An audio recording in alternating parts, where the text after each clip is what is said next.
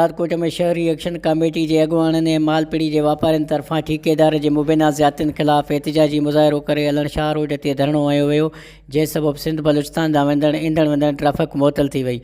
उन मौक़े ते मुज़ाहिरे खे ख़िताब कंदे शहरी एक्शन कमेटी के सदर हसन अली बुरोई, बशीर अहमद बुरोई, गुलाब जान बुरोई, अली हैदर बुरोई, शामिर बुरोई ऐं ॿियनि जो चवणु हो त मालपीड़ी जो ठेकेदार मीर हसन बख्शी जूं ज़्यादतियूं वधी वियूं आहिनि, जेको नंढे जानवर ते 500 खां 800 रुपया ज़बरदस्ती वसूल करे रहियो आहे। न ॾियण जी सूरत में पुलिस वठी अची धमकियूं ॾेई रहियो आहे। उन जो चवणु हो त मालपीड़ी में कंहिं बि क़िस्म जी का बि सहूलियत न आहे। कंबर शदारकोट जे सॼे नंढनि वॾनि शहरनि में हिकु पहरूअ ते जेको आहे त 300 रुपए खां 100 रुपया वसूल कयो वञे थो, पर मीर हसन बख्शी पुलिस ऐं ॾाह जे ज़रिए वापारियुनि सां ज़्यादतियूं करे रहियो आहे।